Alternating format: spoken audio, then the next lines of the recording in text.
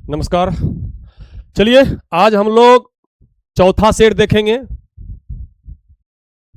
आप लोग को जो हम बताए थे डिस्कस कम करेंगे, तब पर भी लमसम 1.25 घंटा का क्लास हो गया।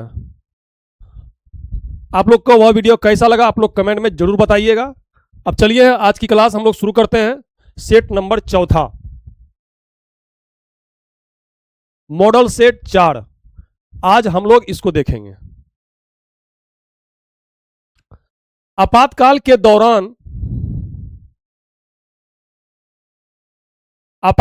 दौरान मानव में निम्नलिखित में से कौन सा हार्मोन उत्सर्जित होता है? आपातकाल के दौरान, जैसे हम जा रहे हैं रास्ते में अगर अचानक सांप आ जाए तो देख के डर जाते हैं, अचानक शेर आ जाए तो देख के डर जाते हैं। तो कह रहा है कि आपातकाल के दौरान कौन सा हार्मोन उत्सर्जित होता है? तो इसमें हो जाएगा एड्रेनलिन हार्मोन। एड्रेनलिन हार्मोन ये कहां से निकलता है? अधिवृक्क ग्रंथि से निकलता है। जैसे यहां देखिए,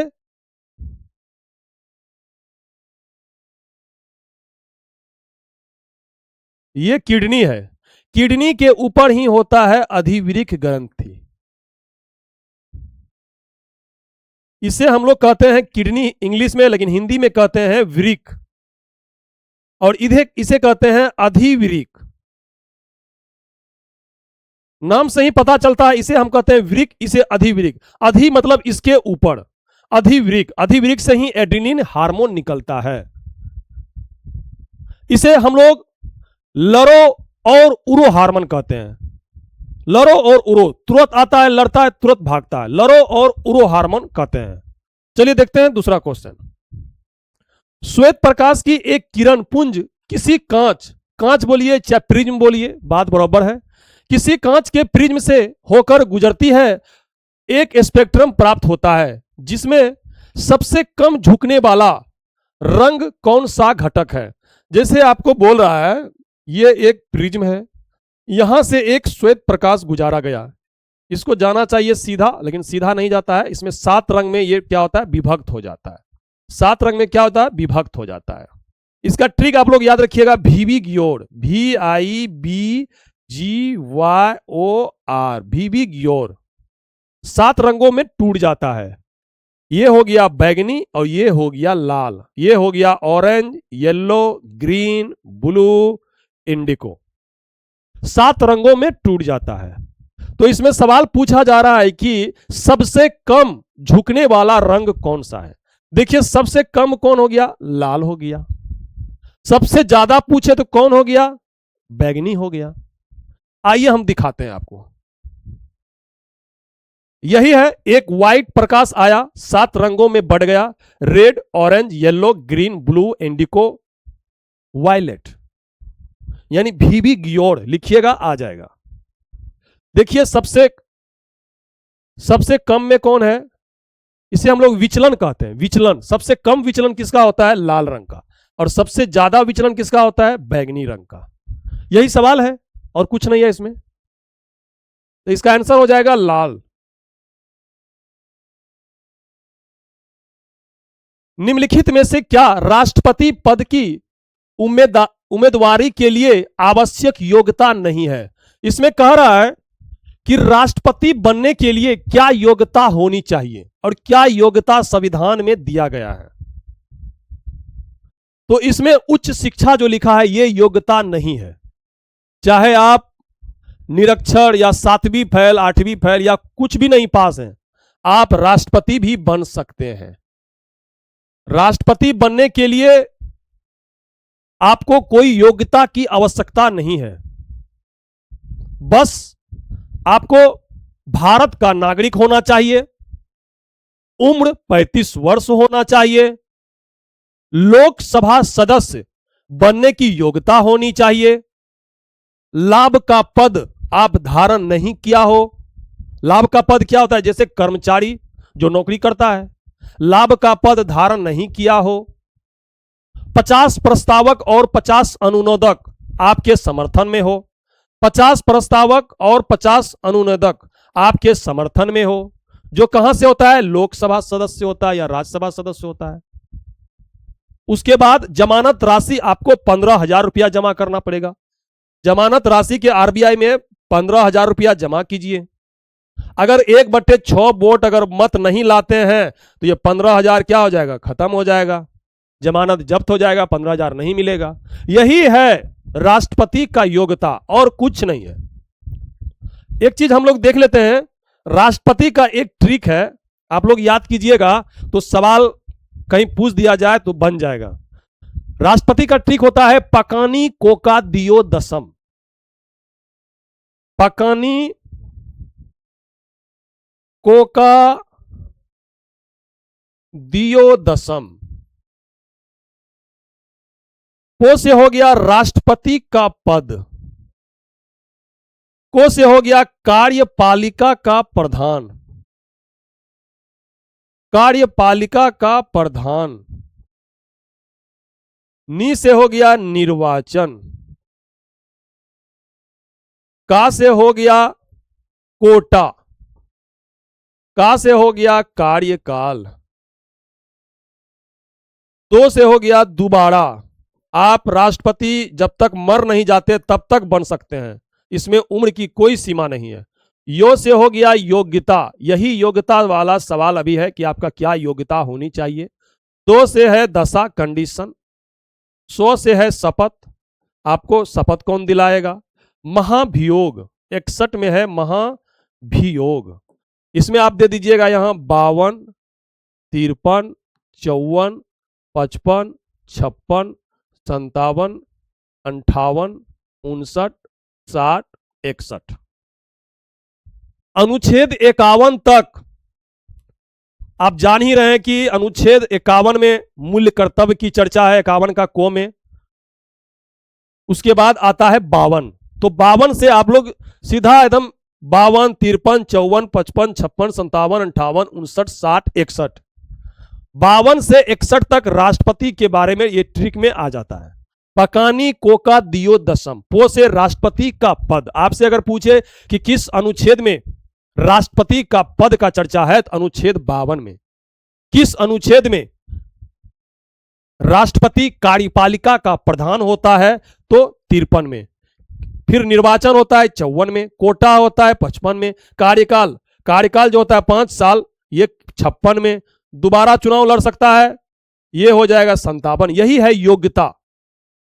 कहेगा किस अनुच्छेद में राष्ट्रपति का योग्यता के बारे में दर्शाया गया है, तो अनुच्छेद 58। 59 में दशा कंडीशन, शपथ के बारे में पूछे तो 60 और महाभियोग के बारे में पूछे तो 61। आपको याद रखना है। निम्नलिखित में से कौन आंत से पचा और अवशोषित वसा को ले जाने का कार्य करता है, तो लसीका करता है।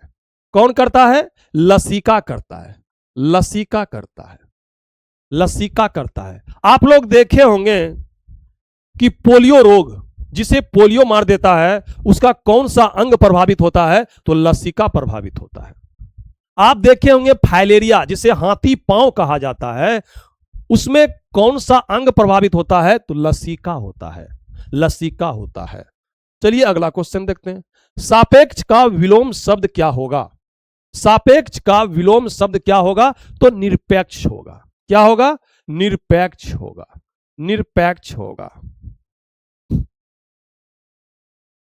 जननांगी हर्पिस संक्रमण किसके कारण होता है। आपसे सवाल पूछ रहा है कि हर्पिस रोग किसके कारण होता है, तो हर्पिस रोग विषाणु के कारण होता है, यानी वायरस के कारण होता है, वायरस के कारण होता है।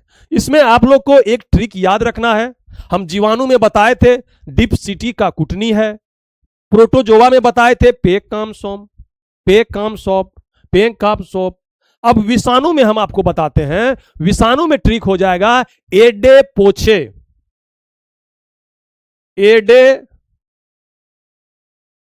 एडे पोछे, छोक, खटरा, हिम, हड़े। एडे पोछे छोक, खटरा, हिम, हड़े।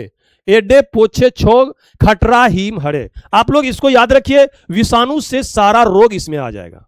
देखिए, ए से हो जाएगा एड्स, डे से हो जाएगा डेंगू, पो से हो जाएगा पोलियो, ई से हो जाएगा इन्फ्लुएंजा, चे से हो जाएगा चेचक, छो से हो जाएगा छोटी माता, गो से हो जाएगा गलसुआ, खो से हो जाएगा खसरा, टो से हो जाएगा ट्रेकोमा, ही से हो जाएगा हिपेरिन, मो से हो जाएगा मेनिंजाइटिक्स जो मस्तिष्क को प्रभावित करता है, मेनिंजाइटिक, हो से हो जाएगा हर्पीस, यही है हर्पीस, हो से हो जाएगा हर्पीस, हो से हो जाएगा हर्पीस, और रो से हो जाएगा रेबीज, रो से हो जाएगा रेबीज। हो गया। निम्नलिखित नदी ब्रह्मपुत्र नदी प्रणाली की एक सहायक नदियों में से एक है, तो इसमें क्या हो जाएगा, इसमें हो जाएगा लोहित नदी, लोहित नदी, लोहित नदी इसमें हो जाएगा। ब्रह्मपुत्र, आपको हम बताए हैं पिछले क्लास में कि ब्रह्मपुत्र नदी तिब्बत के मानसरोवर झील के चेमयुंग दुंग हिमनद से निकलता है, और चेमयुंग दुंग हिमनद से निकल के पूरब में बहते हुए ये यांग याप दर्रा, यांग याप दर्रा से होते हुए ये अरुणाचल प्रदेश में प्रवेश करती है, उसके बाद असम में प्रवेश करती है, उसके बाद बांग्लादेश में प्रवेश करके बंगाल की खाड़ी में मिल जाती है। आपको हम ये बता दिए हैं। तिब्बत, तिब्बत यानी चीन, फिर आ जाता है भारत, फिर आ जाता है बांग्लादेश। 3 देशों में यह नदी बहता है, 3 देशों में। इसमें आपका हो जाएगा लोहित नदी। अगर हम लोग ब्रह्मपुत्र नदी का अगर सहायक नदी देखें तो लोहित नदी, लोहित, मानस, सुबनश्री, धनश्री, सुबनश्री और धनश्री, और कामेंग, कोपीली, कोपीली, कोपीली, ये सभी नदी, ये सभी नदी ब्रह्मपुत्र नदी की सहायक नदी है। भारत में कितने राज्यों में विधानमंडल द्विसदनात्मक है? अर्थात इस क्वेश्चन का कहने का मतलब है किस किस राज्य में विधान परिषद है, किस किस राज्य में विधान परिषद है। तो अनुच्छेद 171, अनुच्छेद 171 के तहत राज्य में विधान परिषद का गठन होता है। राज्य में क्या होता है? राज्य में विधान परिषद का गठन होता है। वर्तमान में अगर हम लोग देखें तो कुल 6 राज्य में विधान परिषद है। कितने राज्य में? 6 राज्य में। अब देखते हैं कौन कौन सा राज्य है। सबसे पहले हम ले लेते हैं यूपी, बाबा की नगरी 100। उसके बाद ले लेते हैं महाराष्ट्र 78। उसके बाद हम ले लेते हैं अपना बिहार 75। उसके बाद ले लेते हैं कर्नाटक 75।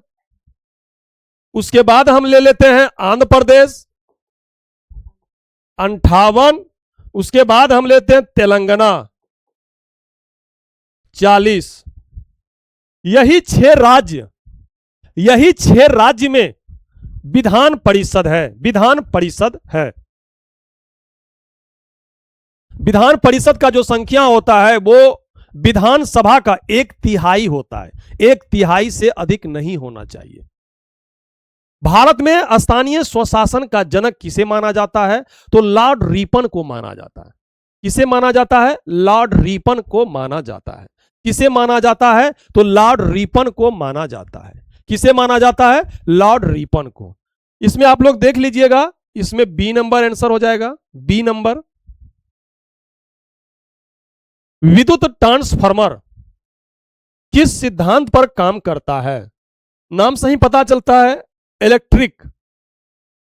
इलेक्ट्रिक तो इलेक्ट्रोमैग्नेटिक इंडेक्स, इसी सिद्धांत पर यह काम करता है।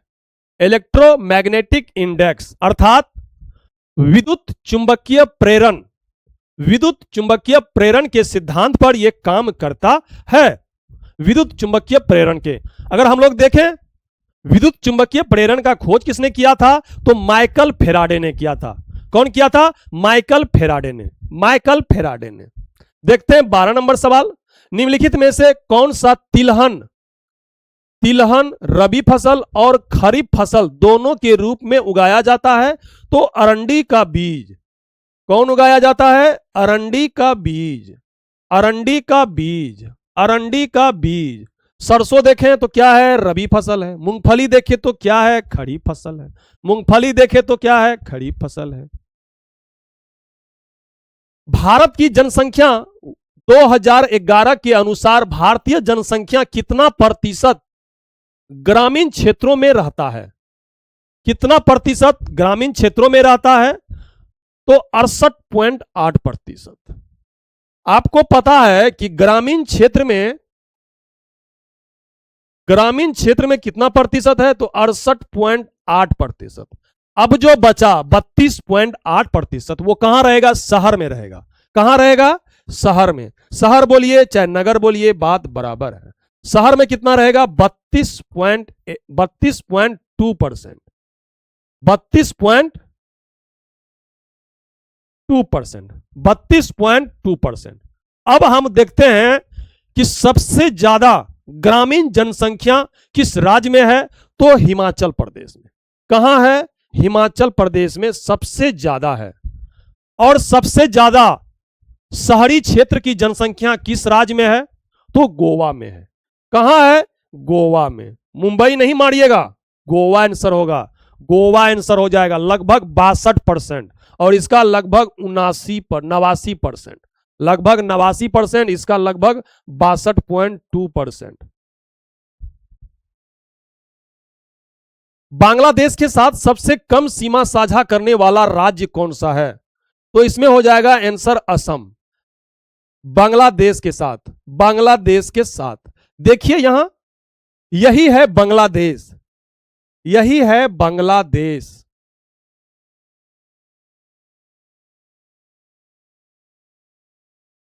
ये कितना सीमा बनाता है भारत से, लगभग 4096 किलोमीटर, 4096 किलोमीटर, 4096 किलोमीटर। भारत से देखें तो सीमा कौन कौन बनाता है, पाकिस्तान बनाता है, अफगानिस्तान बनाता है, नेपाल बनाता है, चीन बनाता है, भूटान बनाता है, बांग्लादेश बनाता है, और म्यांमार बनाता है, और म्यांमार बनाता है, और म्यांमार बनाता है। यहां देखिए बांग्लादेश लगभग 4096 किलोमीटर सीमा बनाता है। बांग्लादेश के साथ देखिए कौन कौन सा राज्य सीमा बनाता है, पश्चिम बंगाल। अगर आपसे पूछे कि बांग्लादेश के साथ सबसे ज्यादा अंतरराष्ट्रीय सीमा कौन सा राज्य बनाता है, तो पश्चिम बंगाल होगा, पश्चिम बंगाल होगा। उसके बाद देखिए असम है, मेघालय है, त्रिपुरा है, और मिजोरम है। असम, मेघालय, त्रिपुरा, मिजोरम। उसके बाद हम देखते हैं चीन में, चीन से बनाता है 3488 किलोमीटर। चौ से चीन, चौ से 3488 किलोमीटर। चीन से कौन कौन राज्य सीमा बनाता है, हिमाचल प्रदेश, उत्तराखंड, सिक्किम, अरुणाचल प्रदेश, और लद्दाख। यहां देखिए, यहां पे लद्दाख है, यहां पे हिमाचल प्रदेश है, यहां पे उत्तराखंड है, यहां पे उत्तराखंड है, और यहां पे आपका मिल जाएगा अरुणाचल प्रदेश, और यहां पे आपको मिल जाएगा सिक्किम, यहां पे आपको मिल जाएगा सिक्किम। पाकिस्तान के साथ हम लोग अगर देखें तो 3323 किलोमीटर। पाकिस्तान के साथ जम्मू कश्मीर, पंजाब, राजस्थान, गुजरात, लद्दाख। देखिए यहां पे हम दूसरा मैप लाते तो हमको अच्छा होता, ई मैप ठीक नहीं हुआ। यहां देखिए, ये है गुजरात, ये है राजस्थान, ये है जम्मू कश्मीर, ये है लद्दाख, और ये है पंजाब, ये है पंजाब, ये है पंजाब। नेपाल से देखिए उत्तराखंड, उत्तर प्रदेश, बिहार, पश्चिम बंगाल, सिक्किम, बिहार, पश्चिम बंगाल, सिक्किम। देखिए यहां, ये है नेपाल, यहां देखिए ये है उत्तराखंड, और ये है उत्तर प्रदेश, ये है बिहार, ये है पश्चिम बंगाल, ये है सिक्किम, ये है सिक्किम, ये है सिक्किम। उसी अनुसार से म्यांमार देखिए तो अरुणाचल प्रदेश, नागालैंड, मणिपुर, मिजोरम। भूटान से देखते हैं 699 किलोमीटर, सिक्किम, पश्चिम बंगाल, असम, अरुणाचल प्रदेश। अफगानिस्तान से सबसे छोटी अंतरराष्ट्रीय सीमा बनाता है 106 किलोमीटर, और सिर्फ ये लद्दाख से जुड़ा है, सिर्फ ये लद्दाख से जुड़ा है, सिर्फ ये क्या है, लद्दाख से जुड़ा है, लद्दाख से जुड़ा है। 15 नंबर सवाल हम लोग देखते हैं। 15 नंबर का आंसर हो जाएगा बी, आंसर हो जाएगा बी। 16 नंबर हम लोग देखते हैं, निम्नलिखित में से कौन सा शहर दक्षिण भारत का मैनचेस्टर के रूप में जाना जाता है? दक्षिण भारत का मैनचेस्टर कोयम्बटूर को हम लोग कहते हैं। अगर उत्तर भारत पूछे तो कानपुर हो जाएगा। ये मैनचेस्टर क्या है? मैनचेस्टर, उत्तर भारत का मैनचेस्टर, भारत का मैनचेस्टर या दक्षिण भारत का मैनचेस्टर, ये मैनचेस्टर क्या होता है? मैनचेस्टर एक प्रसिद्ध शहर है जो ब्रिटेन में है, और किसके लिए प्रसिद्ध है? तो सूती वस्त्र के लिए, यानी टेक्सटाइल के लिए यह सबसे ज्यादा प्रचलित है।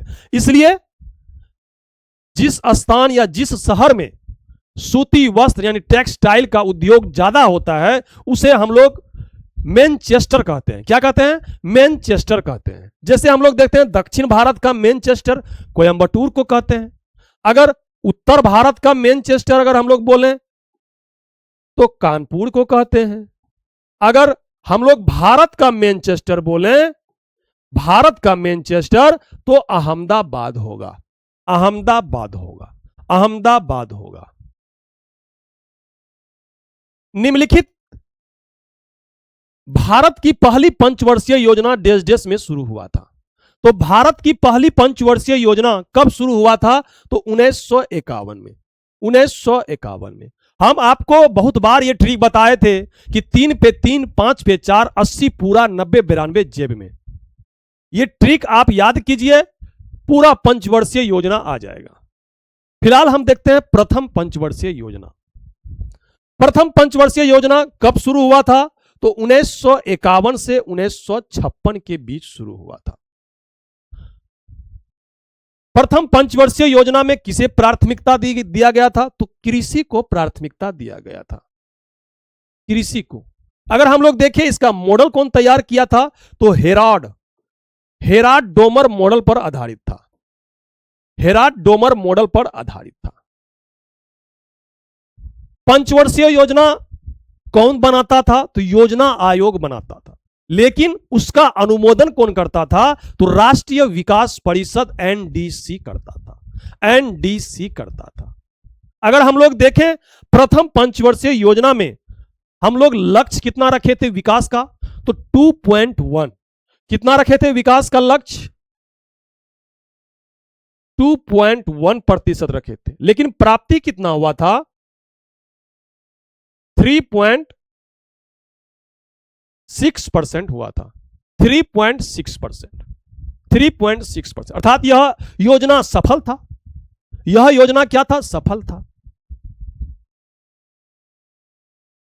निम्नलिखित में से कौन अहिंसक आंदोलन खुदाई खिदमतगार के संस्थापक थे? तो खान अब्दुल गफ्फार खान। कौन थे? खान अब्दुल गफ्फार खान। इसे हम लोग सीमांत गांधी या फ्रंटियर गांधी के नाम से जानते हैं। सीमांत गांधी या फ्रंटियर गांधी के नाम से जानते हैं। खुदाई खिदमतगार आंदोलन की स्थापना कब हुआ था? खुदाई खिदमतगार तो 1929 ईस्वी में। कब हुआ था? 1929 ईस्वी में। इस आंदोलन को हम लोग लाल कुर्ती आंदोलन भी कहते हैं। क्या कहते हैं? लाल कुर्ती आंदोलन भी कहते हैं। क्यों कहते हैं लाल कुर्ती आंदोलन? क्योंकि इसमें आंदोलनकारी लाल वस्त्र का यूज किया था, इसलिए इस आंदोलन को लाल कुर्ती आंदोलन कहते हैं। खान अब्दुल गफ्फार खान पहले ऐसे व्यक्ति हैं जिसे भारत रत्न मिला था, पहले ऐसे विदेशी नागरिक हैं जिसे 1987 में भारत रत्न मिला है।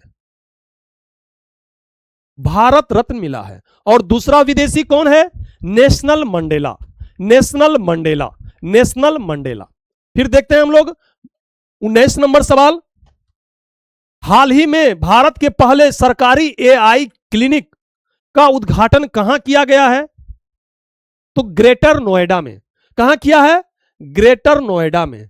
कहां किया गया है? ग्रेटर नोएडा में। उसके बाद हम लोग देखते हैं, चलिए देखते हैं 20 नंबर सवाल। 20 नंबर का आंसर है 125%। 125%। उसके बाद 21 नंबर हम लोग देखते हैं, सयानता गुणांक का एसआई मात्रक क्या होता है? सयानता गुणांक का एसआई मात्रक क्या होता है? तो न्यूटन, न्यूटन सेकेंड प्रति मीटर स्क्वायर, न्यूटन सेकेंड प्रति मीटर स्क्वायर, न्यूटन सेकेंड प्रति मीटर स्क्वायर, न्यूटन सेकेंड प्रति मीटर स्क्वायर। मुगल प्रशासनिक व्यवस्था में आपको याद रखना है मनसबदारी व्यवस्था। मनसबदारी व्यवस्था किसने शुरू किया था? तो अकबर ने शुरू किया था 1574 ईस्वी में। 1574 ईस्वी में किसने किया था? तो अकबर ने किया था, अकबर ने किया था, अकबर ने किया था। द सिपाही mutiny of 1857 A social analysis पुस्तक के लेखक निम्नलिखित में से कौन है? तो इसका आंसर हो जाएगा HP Chattopadhyay, HP Chattopadhyay, HP Chattopadhyay. भूपर्पट्टी में खनिजों के रूप में डेस डेस कार्बन होता है। कितना कार्बन होता है इसमें? ना के बराबर, ना के बराबर। मान लीजिए सी है इसमें आंसर 0.02%, 0.02%। इसका एक ट्रिक होता है, एक ट्रिक हम आपको पहले भी बताए हैं, ऑक्सी एलो, ऑक्सी एलो केसोपोमे, ऑक्सी एलो केसोपोमे। ओ से ऑक्सीजन, सौ से सिलिकॉन, सौ से सिलिकॉन, ए से एल्युमिनियम, लो से लोहा, के से कैल्शियम, सो से सोडियम, पो से पोटेशियम, मो से मैग्नीशियम। यही इसका ट्रिक है क्रम से, क्रम से। यहां देखिए ऑक्सीजन, सिलिकॉन, एल्युमिनियम, लोहा, कैल्शियम, सोडियम, पोटेशियम, मैग्नीशियम, ऑक्सी एलो केसोपोमे। आप याद रखिए यहां तक 8 नंबर तक आ जाएगा। अब देखते हैं इसका परसेंटेज। इसका आप लोग याद रखिएगा 46.6%। 60 मत रखिएगा याद, भूल जाइए। 46.6%। सिलिकॉन 27.7%, 27.7%। एल्युमिनियम रखिएगा 8.13%। इन दोनों में फर्क कितना है? इन दोनों में कितना फर्क है? 5 का फर्क है। कितना है? 5 का फर्क है। तो लोहा कितना हो जाएगा? 5%। लोहा कितना हो जाएगा? 5%। कैल्शियम कितना है? 3.6%। सोडियम कितना है? 2.8%। पोटेशियम कितना है? 2.5%। मैग्नीशियम कितना है? 2.09%। बाकी अन्य है। अपर्णा, अपर्णा शब्द का पर्यायवाची क्या है? अपर्णा शब्द का पर्यायवाची शब्द क्या है? तो इसका आंसर हो जाएगा पार्वती। क्या हो जाएगा? पार्वती। बुद्ध पूर्णिमा जो गौतम बुद्ध के भक्तों द्वारा मनाई जाती है को निम्नलिखित में से किस राज्य में सागा दावा, सागा दावा के नाम से जाना जाता है? तो सिक्किम हो जाएगा। किस राज्य में? सिक्किम में। सागा दगवा के नाम से जाना जाता है, सागा दावा के नाम से जाना जाता है। देश देश के स्वतंत्रता, समानता और बंधुत्व के नारे की प्रतिध्वनि भारतीय संविधान के प्रस्तावना में है। सही बात है, प्रस्तावना में सुनाई पड़ती है। जो हम लोग कहां से लिए हैं? फ्रांसीसी क्रांति से लिए हैं। कहां से लिए हैं? फ्रांसीसी क्रांति से लिए हैं, जो 1789 ईस्वी में हुआ था। और लुई 14 कौन? फ्रांसीसी क्रांति। फ्रांसीसी क्रांति कब हुआ था? 1789 में। किसके किसके समय में हुआ था? तो लुई 14 के समय में। लुई 14 के समय में। लुई 14 का कहना था मैं ही राज्य हूं और मैं ही शासन हूं। लुई 14वां का कहना था। फ्लेमिंग के दाएं हाथ के नियम, फ्लेमिंग के दाएं हाथ, एक होता है दाएं हाथ का नियम, एक होता है बाएं हाथ का नियम। तो इसमें पूछा गया है दाएं हाथ का नियम के अनुसार दाएं हाथ की तर्जनी, तर्जनी हम लोग तर्जनी इसको कहते हैं, बीच वाले को तर्जनी कहते हैं, इसे अंगूठा कहते हैं, इसे तर्जनी कहते हैं। तर्जनी और मध्यम अंगुली को क्रमशः किसकी दिशाओं को निरूपित करता है? तो यहां देखिए कॉन्सेप्ट क्लियर हो जाएगा आप लोग को। पहले हम लोग देखते हैं बाएं, फ्लेमिंग का बाएं हाथ का नियम, फ्लेमिंग का बाएं हाथ का नियम। यह नियम धारा, बल तथा चुंबकीय क्षेत्र को दर्शाता है। चाहे बाएं बोलिए चाहे दाएं बोलिए, इसमें बल और चुंबकीय क्षेत्र दोनों में आएगा। सिर्फ यह धारा चेंज होगा, अगर बाएं बोले हैं तो धारा रहेगा और दायां बोला है तो प्रेरित धारा रहेगा। धारा भी रहेगा लेकिन प्रेरित धारा रहेगा। जैसे देखिए यहां पे है,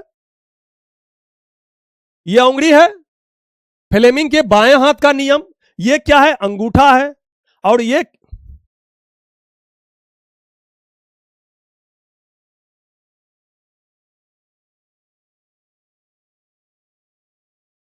अंगूठा है, ये क्या है? बी है तर्जनी, और ये क्या है? मध्यम।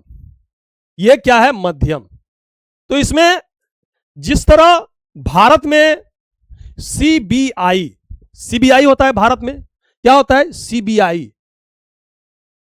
सीबीआई भारत में होता है, उसी प्रकार अमेरिका में एफबीआई होता है। एफबीआई आप लोग देखे भी होंगे, कुछ फिल्म देखिएगा इंग्लिश फिल्म, उसमें पता चल जाएगा। एफबीआई पुलिस होता है, एफबीआई। इसी पे हम ट्रिक बनाए हैं, एफबीआई पे। देखिए इसको हम लोग एफ यानी जैसे अंगूठा है इसे हम लोग एफ मान लेंगे, इसको बी मान लेंगे, इसको आई मान लेंगे। एफबीआई दोनों में वही लगेगा, एफबीआई। एफ से क्या हो गया?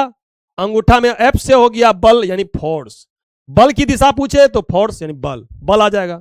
बी से क्या हो जाएगा? तर्जनी यानी चुंबकीय क्षेत्र, चुंबकीय क्षेत्र। आई से क्या हो जाएगा? मध्यम यानी धारा, मध्यम यानी धारा।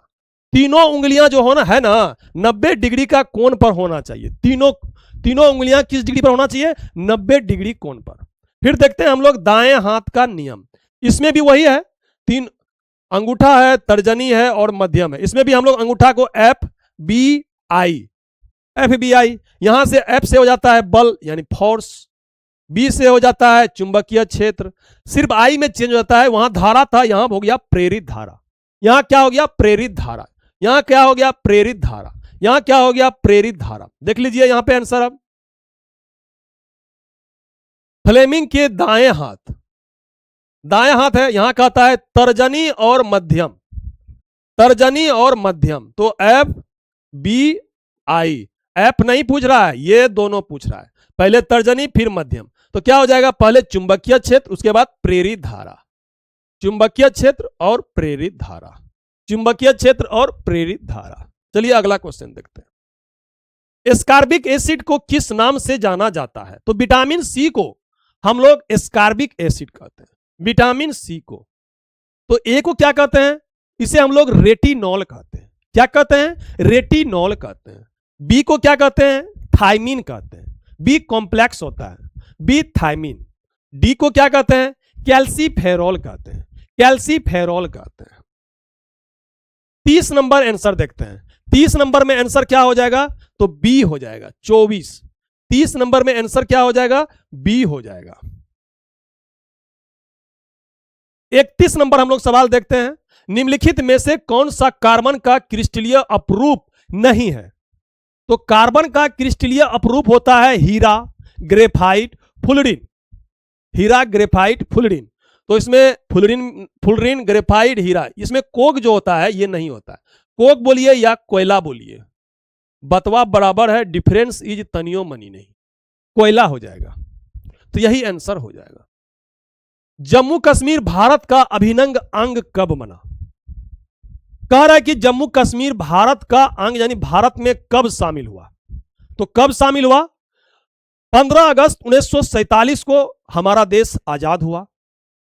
उस दिन भारत में 3 ऐसे 3 ऐसे राज्य था जो कि राज्य बोलिए या प्रांत बोलिए जो भारत में शामिल नहीं हुआ, जिसमें एक जम्मू कश्मीर भी था। आप लोग जानते हैं हैदराबाद भी था। हैदराबाद को हम लोग पुलिस बल ऑपरेशन पोलो के तहत भारत में मिलाया। और जम्मू कश्मीर को हम लोग बोले राजा हरि सिंह वहां का शासक था उस समय। राजा हरि सिंह डोगरा वंश का शासक था। राजा हरि सिंह को बोले कि आप भारत में मिल जाइए। तो राजा हरि सिंह का कहना था हम ना भारत में मिलेंगे और ना पाकिस्तान में मिलेंगे, हम स्वतंत्र रहेंगे और अपना देश खुद बनाएंगे। तो भारत तो मान गया। भारत बोला ठीक है आप रहिए, आप ठीक है रहिए। लेकिन पाकिस्तान ने क्या किया, 20 अक्टूबर 1947 को जम्मू कश्मीर पे हमला कर दिया। 20 अक्टूबर 1947 को जम्मू कश्मीर पे हमला कर दिया और जम्मू कश्मीर को लेने के लिए यानी हथियाने के लिए पाकिस्तान भी जान रहा था कि भारत इसमें हस्तक्षेप नहीं करेगा। क्यों नहीं करेगा? क्योंकि भारत का यह अंग ही नहीं है जम्मू कश्मीर। तब राजा हरि सिंह डर के मारे दौड़े दौड़े दिल्ली आया। तो बोला नहीं, पाकिस्तान हम पे हमला कर दिया है, आप अपना वहां सेना भेजिए जम्मू कश्मीर में। तो जवाहरलाल नेहरू तैयार हो गया। लेकिन सरदार वल्लभ भाई पटेल का कहना था कि नहीं, ऐसे नहीं भेजेंगे। हम किस आधार पे वहां भेजेंगे फोर्स? आप एक विलय पत्र पर साइन कीजिए कि भारत का अंग बन गया है जम्मू कश्मीर, उसके बाद हम जम्मू कश्मीर पर आक्रमण करेंगे, जम्मू कश्मीर पे हम फोर्स भेजेंगे। तब जाकर राजा हरि सिंह बेबस होकर विलय पत्र पर हस्ताक्षर किया। उसके बाद 26 अक्टूबर को, कब? 26 अक्टूबर को भारतीय सेना जम्मू कश्मीर पे कूच पड़ा और पाकिस्तानी सेना को खदेड़ के मारा। यही 6 दिन हम जो देख रहे हैं 20 अक्टूबर से 26 अक्टूबर के बीच, यही 6 दिन के चलते आज हम लोग POK देख रहे हैं।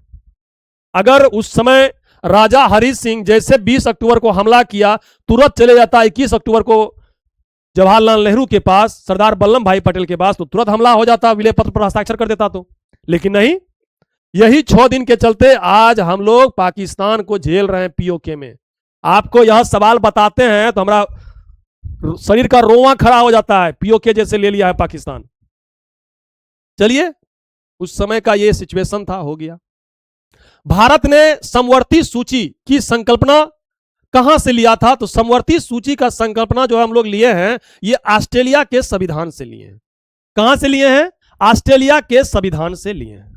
समवर्ती सूची एक वैसा सूची है जिस पर केंद्र सरकार और राज्य सरकार दोनों कानून बना सकता है। लेकिन अगर किसी कानून पर मतभेद हो जाता है तो उस स्थिति में केंद्र सरकार का कानून ही मान्य होगा। अगर हम लोग देखें मूल संविधान में संघ सूची, अगर आपसे पूछे कि संघ सूची, राज्य सूची और समवर्ती सूची ये कहां पे उल्लेख है, तो ये 7वीं अनुसूची में इसका उल्लेख है। 7वीं अनुसूची में संघ सूची में अगर हम लोग देखें मूल संविधान में कुल 97 विषय था। राज्य सूची में देखें तो 66 विषय था। समवर्ती सूची में देखें तो 47 विषय था। लेकिन अभी वर्तमान में अगर हम लोग देखें तो संघ सूची में 100 विषय है, राज्य सूची में 61 विषय है और समवर्ती सूची में 52 विषय है।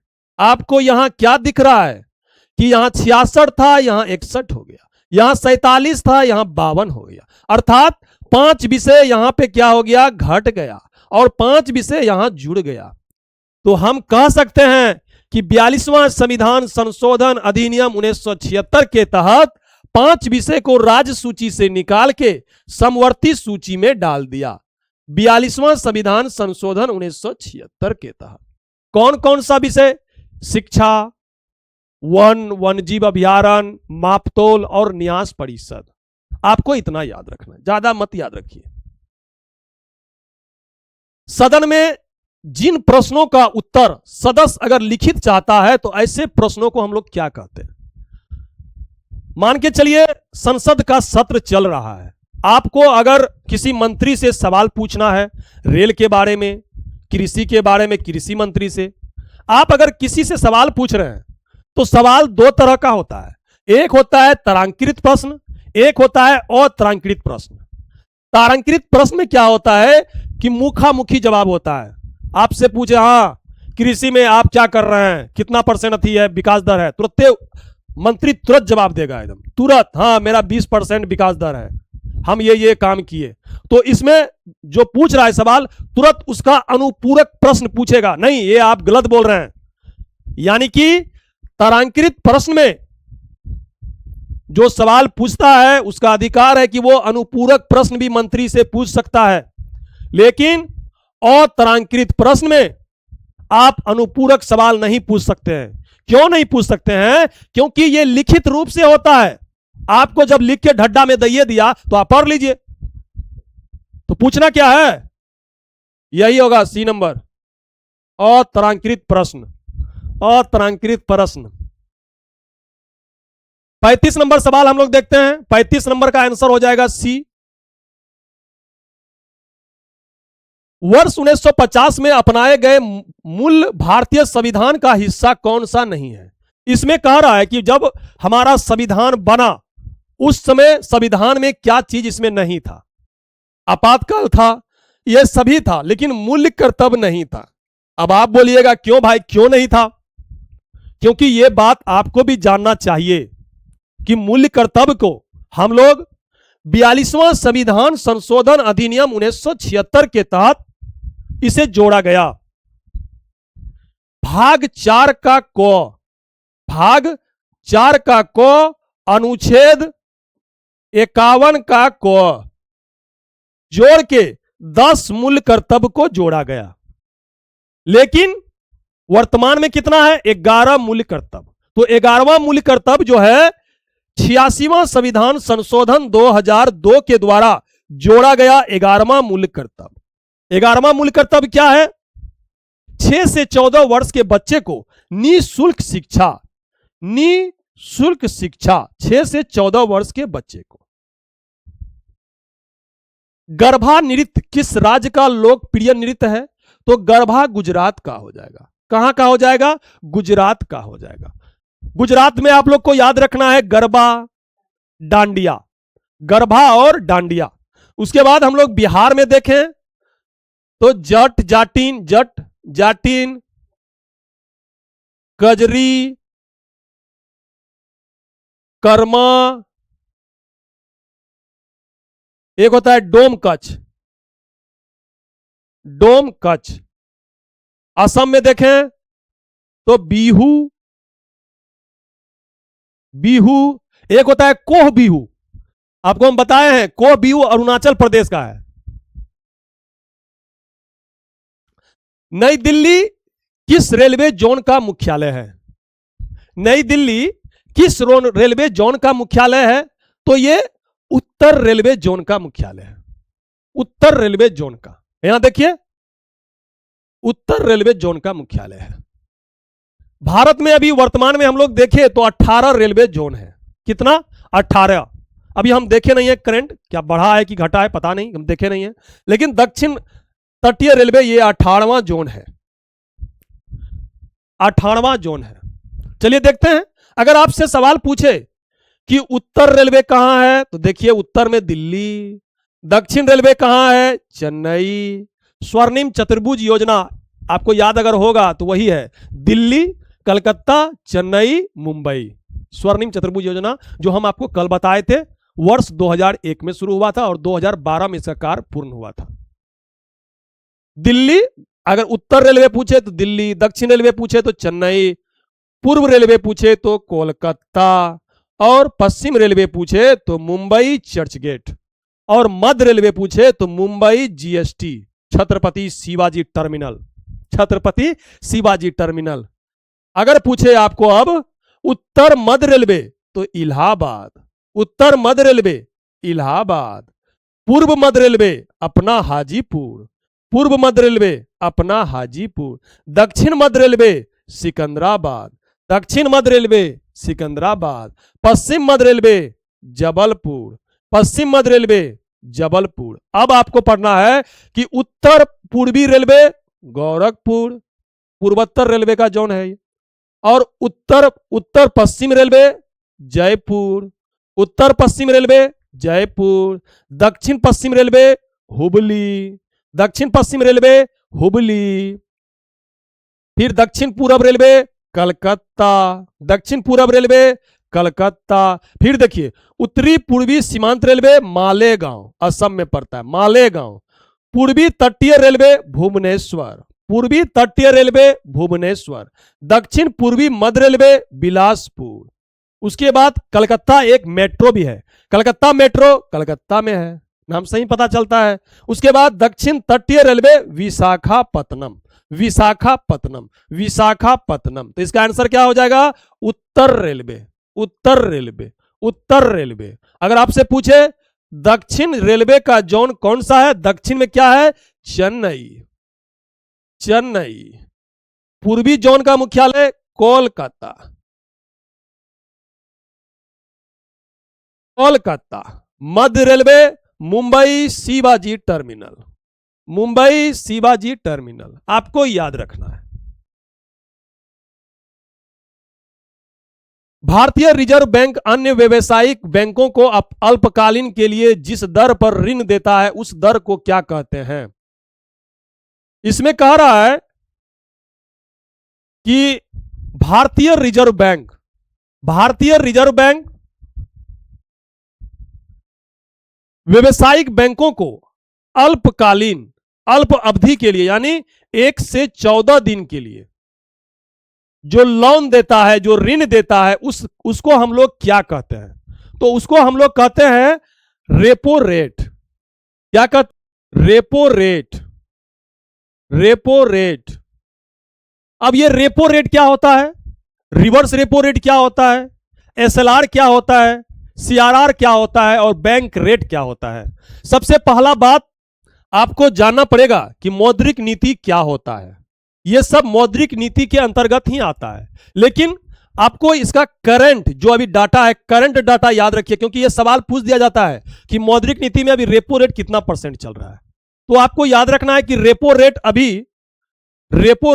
अभी जो है 5.25% चल रहा है, और बैंक रेट हम लोग देखें तो कितना चल रहा है?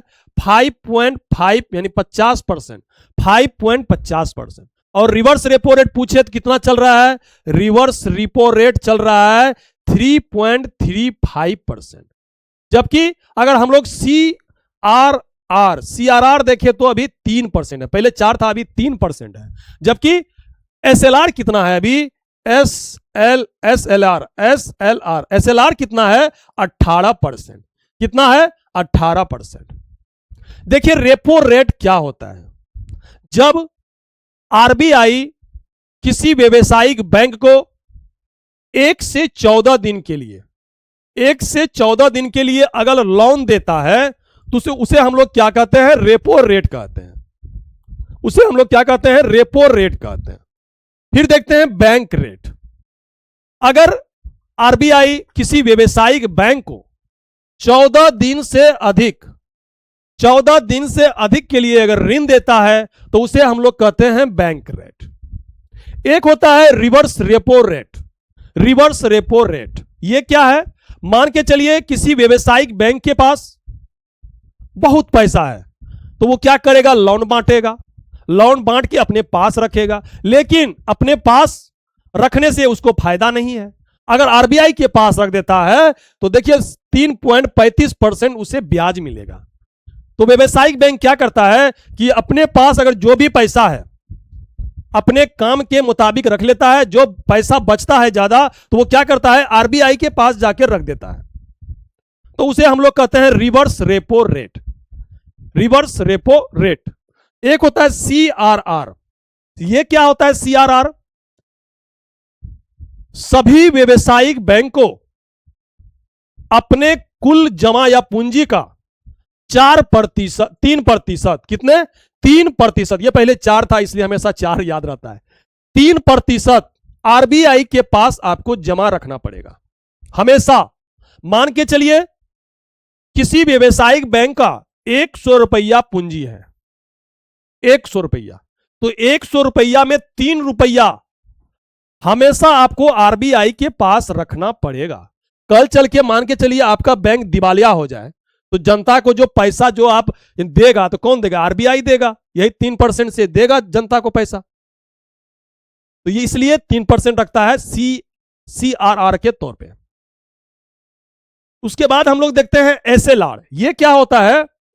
सभी व्यवसायिक बैंक को अपने कुल जमा पूंजी का 18% अर्थात 18 रुपया, मान के चलिए किसी बैंक का पूंजी अगर 100 रुपया है तो 18 रुपया हमेशा अपने पास सुरक्षित रखना है, लॉकर में बंद करके।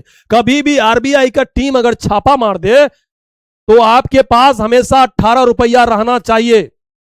नहीं रहेगा तो आपका सीज कर देगा लाइसेंस। तो हमेशा 18 रुपया क्या करता है? व्यवसायिक बैंक जो होता है वो अपने पास सुरक्षित रखता है। यानी कि एक व्यवसायिक बैंक को 18 रुपया और 21 रुपया हमेशा सुरक्षित रखना पड़ता है। ये 3 रुपया आरबीआई के पास और ये 18 रुपया अपने पास हमेशा सुरक्षित रखना पड़ता है। अब बच गया कितना? 79 रुपया। इसी 79 रुपया में आप लोन दीजिए, हाउस लोन बांटिए, कृषि लोन बांटिए, कार लोन बांटिए, जो लोन बांटना है बांटिए, जो लोन बांटना है आपको बांटिए। उसके बाद हम लोग देखते हैं 40 नंबर। 40 नंबर का सवाल हो जाएगा ए। फिर हम देखते हैं 41 नंबर सवाल। यौवनारंभ पर वृषणों का निम्नलिखित में से कौन सा कार्य नहीं है? जनन कोशिकाओं का निर्माण है, टेस्टोस्टेरोन का स्राव है, अपरा का विकास। ये अपरा जो है ना, आप लोग हिंदी दिया है इसलिए थोड़ा दिक्कत होगा। अपरा को हम लोग कहते हैं प्लेसिंटा। प्लेसिंटा। ये प्लेसिंटा क्या होता है? जब कोई बच्चा अपने मां के गर्भाशय में पलता है तो उस बच्चा को इसी प्लेंटा के माध्यम से भोजन, ऑक्सीजन की प्राप्ति होता है। इसी प्लेसेंटा के माध्यम से बच्चे को भोजन और ऑक्सीजन की प्राप्ति होता है। और ये जो हम लोग देख रहे हैं एस्ट्रोजन, ये एक मादा हार्मोन है, यानी फीमेल हार्मोन है। तो आंसर क्या हो जाएगा? 1 और 2, यानी ए नंबर हो जाएगा। क्या हो जाएगा? ए नंबर हो जाएगा। देखिए कैसे, मान के चलिए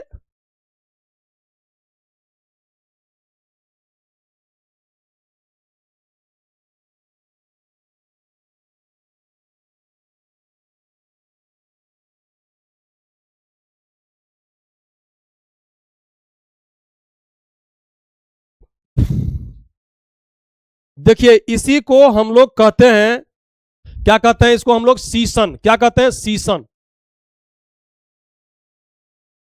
पेंस। इसको हम लोग कहते हैं वृषण। इसका फोटो हमको लाना था लेकिन नहीं लाए। वृषण यानी टेस्टीज। और ये जो है इसके चारों ओर जो रहता है इसे हम कहते हैं एपीडिडिमिस। एपीडिडिमिस, एपीडिडिमिस, एपीडिडिमिस, एपीडिडिमिस, एपीडिडिमिस, एपीडिडिमिस। और ऐसे एक आता है, इसे कहते हैं वैक्स। वैक्सोटोमी नहीं होता, वैक्सोटोमी, वैक्सोटोमी, वैक्स। यही हुआ एक मादा यानी पुरुष का जननांग अंग। इसे हम लोग कहते हैं सीसन यानी लिंग। इसी को हम लोग बोलते हैं लिंग। और इसको हम लोग कहते हैं वृषण, जिसे हम लोग हिंदी में इसे हाइड्रोसिल कहते हैं। ये 2 होता है। और ये बाहर क्यों होता है? क्योंकि शरीर के तापमान, जितना शरीर का तापमान है उससे 2 से 2.5% तापमान इसको कम चाहिए। इसी में शुक्राणु का निर्माण होता है।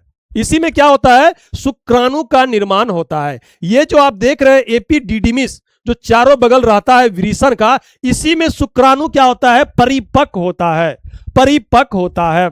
और आप जो ये वैक्स देख रहे हैं, ये एक नली होता है, यही नली जुड़ा हुआ रहता है विरीसन अथी से, विरीसन से।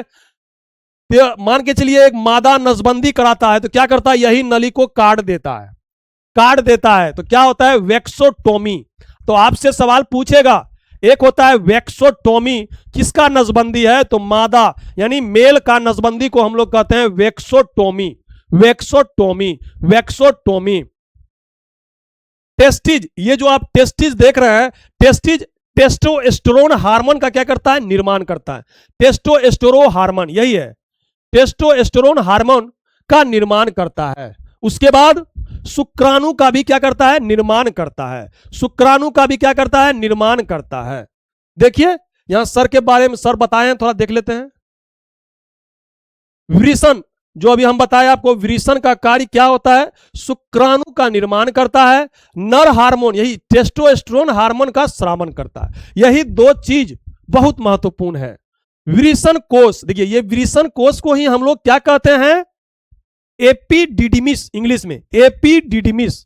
विरीसन कोष में ही विरीसन स्थित होता है।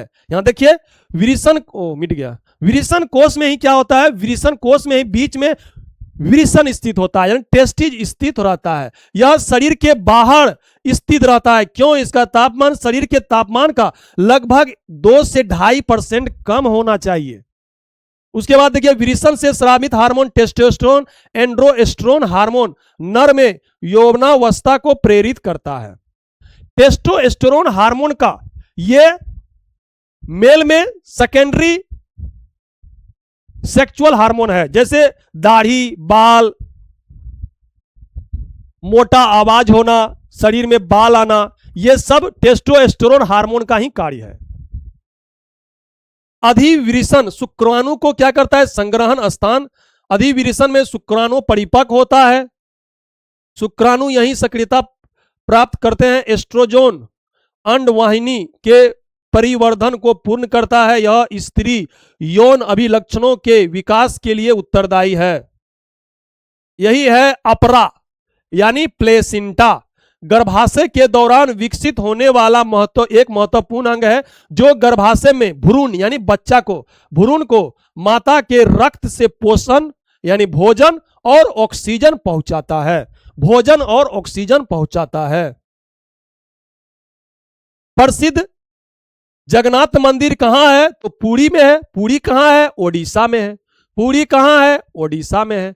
अश्वमेघ जिन्होंने बुद्ध चरित्र की रचना की है, देश देश के दरबार में रहते थे, तो ये कनिष्क के दरबार में रहते थे, कनिष्क के दरबार में रहते थे। और बुद्ध चरित्र की रचना इसने संस्कृत भाषा में किया है। किस भाषा में, संस्कृत भाषा में किया है। अश्वमेघ चतुर्थ बोध संगीत जो कहां हुआ था, प्रथम शताब्दी में कुंडलवन कश्मीर में हुआ था। कहां पर हुआ था, कुंडलवन कश्मीर में हुआ था, कुंडलवन कश्मीर में हुआ था। इसका अध्यक्षता किसने किया था, तो वसुमित्र, वसुमित्र। लेकिन उपाध्यक्ष कौन था, लेकिन उपाध्यक्ष कौन था, तो यही था, कहां गया, यही है अश्वघोष, इसका उपाध्यक्ष था, इसका उपाध्यक्ष था। और किसके शासन काल में हुआ था, तो कनिष्क के शासन काल में, कनिष्क के शासन काल में। तपेदिक टीबी की रोकथाम के लिए किस टीके का उपयोग किया जाता है, सामान्य रूप से किया जाता है तो बीसीजी का। किसका उपयोग करते हैं, बीसीजी का, बेसिलस कॉलमेट ग्यूरिन, बेसिलस कॉलमेट ग्यूरिन। देखिए ये बच्चों में प्रयोग होता है बीसीजी, लेकिन अगर बड़ों को हो जाए टीबी तो उसमें हम लोग डॉट्स, एक डॉट्स दवा होता है, टीका होता है, डॉट्स, बड़ों में डॉट्स का प्रयोग होता है, डॉट्स का, बीसीजी। तपेदी रोग को ही हम लोग क्या कहते हैं, क्षय रोग, यक्ष्मा रोग, टीबी रोग, इसी को कहते हैं। यह किसके कारण होता है, तो माइक्रोबैक्टीरियम ट्यूबरकुलोसिस के कारण। किसके कारण, माइक्रोबैक्टीरियम ट्यूबरकुलोसिस के कारण। तपेदिक या क्षय रोग जो होता है, कब हम लोग इसका दिवस मनाते हैं, यानी कि विश्व टीबी दिवस, तो 24 मार्च को हम लोग मनाते हैं। विश्व टीबी दिवस 24 मार्च को हम लोग मनाते हैं। भारत सरकार ने वर्ष 2025 तक टीबी को समाप्त करने का लक्ष्य रखा था, लेकिन लक्ष्य की प्राप्ति नहीं हुआ। लक्ष्य की प्राप्ति नहीं हुआ।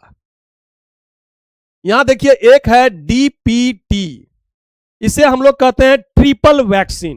ट्रिपल वैक्सीन, डी से डिप्थीरिया, प से परट्यूरिस और टी से टेटनस। टी से टेटनस।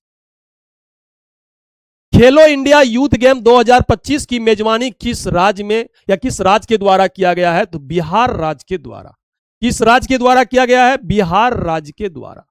खेलो इंडिया यूथ गेम 2025 की मेजबानी बिहार द्वारा किया गया है।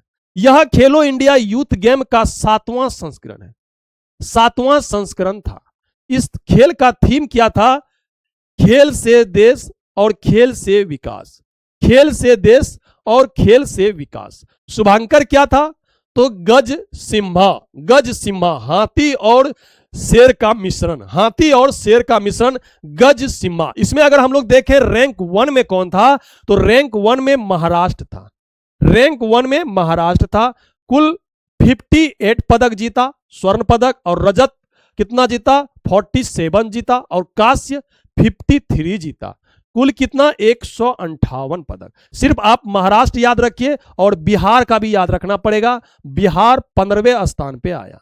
बिहार 15वें स्थान पे कुल 7 पदक जीता। कुल 7 स्वर्ण पदक, 11 रजत पदक और कांस्य 18 पदक। कुल 36 पदक जीता है।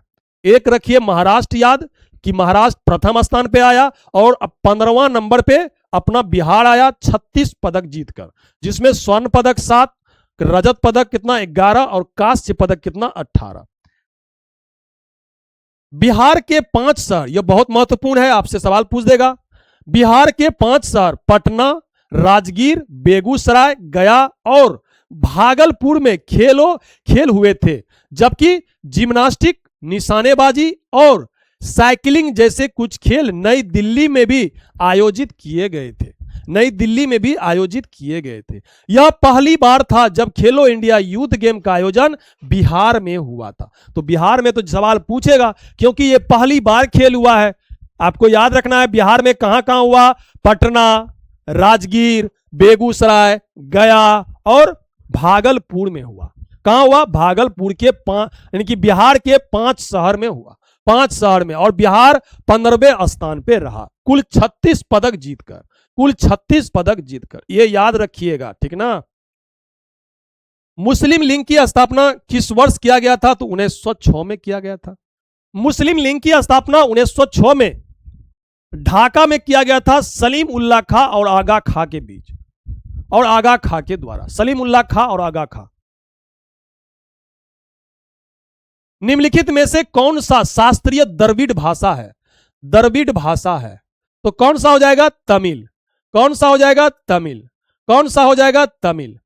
देश देश के पास भारत में माइक्रो फाइनेंस को विनियमित करने के लिए, इसमें भारतीय स्टेट बैंक होगा। गलत, इसमें भारतीय रिजर्व बैंक होगा। आरबीआई यही सब चीज करता है। RBI, RBI. चलिए इसको हम लोग देख लेते हैं। 47 नंबर सवाल है, देखिए यहां। तमिल शास्त्रीय द्रविड़ भाषा है। तमिल भाषा को सर्वप्रथम 2004 में शास्त्रीय भाषा का दर्जा मिला। तमिल भाषा कहां का? तमिलनाडु का पुडुचेरी राज्य की आधिकारिक भाषा है। यह भारत की 5वीं सबसे बड़ी भाषा है। हिंदी क्या है? हिंदी एक शास्त्रीय भाषा नहीं है, क्योंकि इसकी उत्पत्ति संस्कृत भाषा से हुआ है। किससे? संस्कृत भाषा से हुआ है। शास्त्रीय भाषा तमिल को कब मान्यता मिला, दर्जा मिला? 2004 में। संस्कृत को 2005 में, तेलुगु को 2008 में, कन्नड़ को 2008 में, मलयालम को 2013 में, ओडिशा को 2014 में, असमिया को 2024 में, बंगाली को 2024 में, पाली को 2024 में, प्राकृत को 2024 में, मराठी को 2024 में। इन सभी को मिला है 2024 में। असमिया, बंगाली, पाली, प्राकृत और मराठी को। द्रविड़ साहित्य भाषा में आपसे सवाल पूछ सकता है कि द्रविड़ साहित्य भाषा में कौन सा भाषा नहीं है? तो इसमें आपको याद रखना है तमिल है, तेलुगु है, कन्नड़ है और मलयालम है। ये 4 भाषा आता है द्रविड़ साहित्य भाषा में। किसी वस्तु को एक अवतल दर्पण के सामने उसके फोकस F तथा उसके ध्रुव P के बीच स्थित किसी बिंदु पर रखा जाए तो प्रतिबिंब का आकार तथा स्थान क्या होगा। हम आपको कल बताए थे, देखिए वही सवाल यहां पूछ दिया। चाहे आप अवतल दर्पण के सामने वस्तु को कहीं भी रखिए, एक मैप याद रखिए, ट्रिक याद रखिए, कहीं भी रखिए तुरंत हो जाएगा आंसर। देखिए आज हम फिर आपको बताते हैं, उसके बाद नहीं बताएंगे, उसके बाद हम नहीं बताएंगे। देखिए ये हो गया अवतल दर्पण,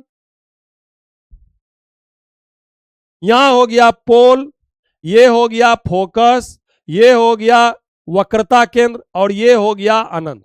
हम वस्तु को 6 जगह रख सकते हैं, अनंत पर और वक्रता केंद्र और अनंत के बीच में, तीसरा स्थान वक्रता केंद्र पर, चौथा स्थान वक्रता केंद्र और फोकस के बीच में, पांचवा स्थान हम रख सकते हैं फोकस पर और छठा स्थान फोकस और पोल के बीच में रख सकते हैं। तो यही सवाल पूछा गया है कि फोकस और पोल के बीच में है, यानी वस्तु यहां रखा गया है 6 पर। तो हम आपको क्या बताए थे, इसका प्रतिबिंब कहां बनेगा, दर्पण के पीछे, दर्पण के पीछे बनेगा, दर्पण के पीछे बनेगा, सीधा बनेगा, सीधा बनेगा और वस्तु से बड़ा बनेगा, वस्तु से बड़ा बनेगा, वस्तु से बड़ा बन, हम बताए थे आपको कल। तो बड़ा तथा दर्पण के पीछे, बड़ा तथा दर्पण के पीछे। और यहां देखिए ऐसे हम बताए थे आपको,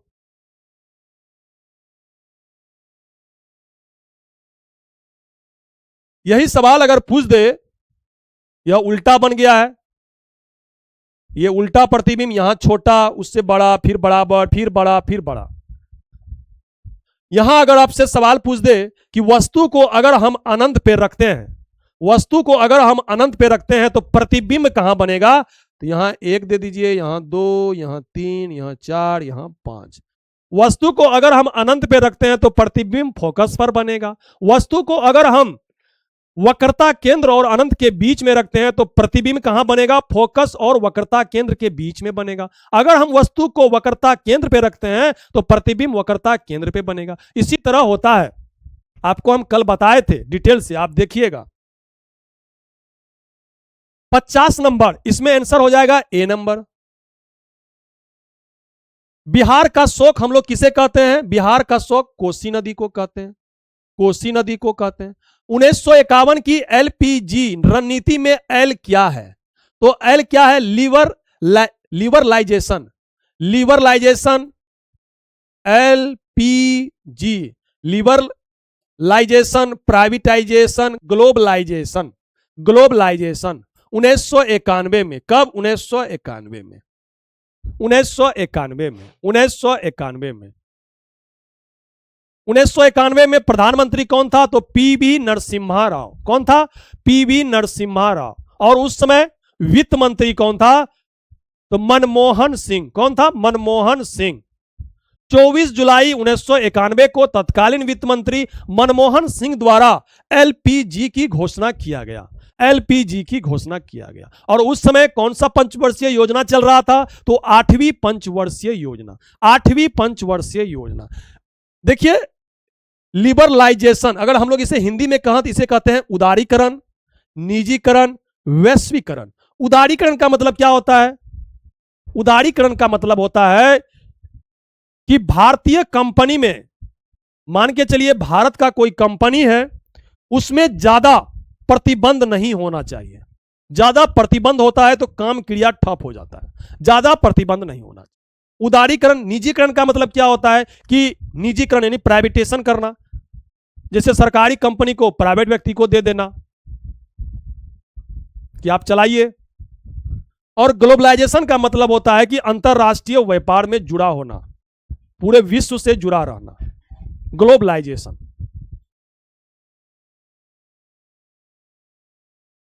चलिए देखते हैं 53 नंबर सवाल।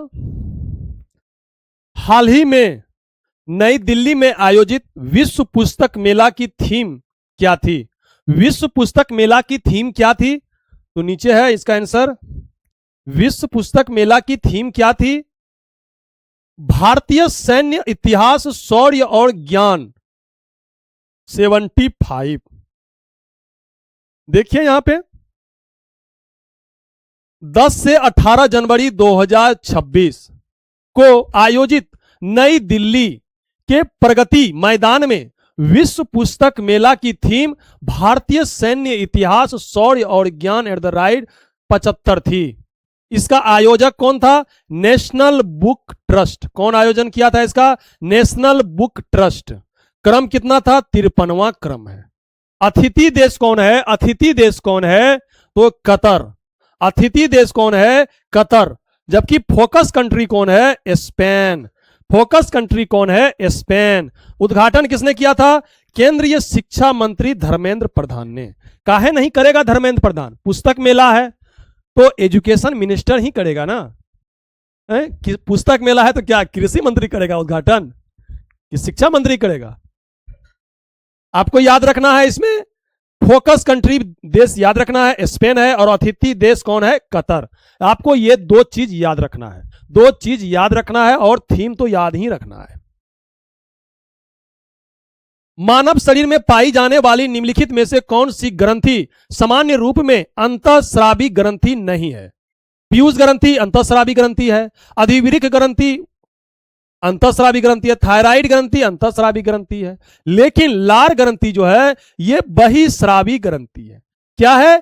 बहिस्रावी ग्रंथि है, बहिस्रावी ग्रंथि है। अधिवृक्क ग्रंथि जस्ट हम आपको बताए थे किडनी के ऊपर पाया जाता है, यानी वृक्क के ऊपर अधिवृक्क, एस्ट्रोजन हार्मोन इससे निकलता है। थायराइड ग्रंथि गले में पाया जाता है, तितली के समान थायराइड ग्रंथि। पीयूष ग्रंथि मस्तिष्क में पाया जाता है, इसे हम लोग मास्टर ग्रंथि कहते हैं। एक होता है मास्टर ऑफ मास्टर ग्रंथि, हाइपोथैलेमस ग्रंथि को कहते हैं, वो भी मस्तिष्क में होता है। पीयूष ग्रंथि इन सभी ग्रंथि को कंट्रोल करता है, इसलिए इसे मास्टर ग्रंथि कहा जाता है, मास्टर ग्रंथि कहा जाता है। अब 55 नंबर सवाल देखते हैं, 55 का आंसर सी हो जाएगा। निम्नलिखित में से कौन सा नियम यह बताता है कि इलेक्ट्रॉनों को कक्षाओं में एक विशेष क्रम से भरा जाता है? तो इसमें हो जाएगा अफबाऊ का नियम, अफबाऊ का नियम, अफबाऊ का नियम, अफबाऊ का नियम, अफबाऊ का नियम। क्या कहता है अफबाऊ का नियम? इलेक्ट्रॉन, इलेक्ट्रॉन को सब ऑर्बिट में, मान के चलिए इलेक्ट्रॉन को सब ऑर्बिट में जो भरा जाता है, सब ऑर्बिट में जो भरा जाता है उनके ऊर्जा के अनुसार भरा जाता है। अफबाऊ का कहना था कि जिसमें सबसे पहले, जिस ऑर्बिट में सबसे पहले, यानी जिस ऑर्बिट में ऊर्जा कम होगा सबसे पहले इलेक्ट्रॉन वहां भरा जाए, उसके बाद कहीं भरा जाए।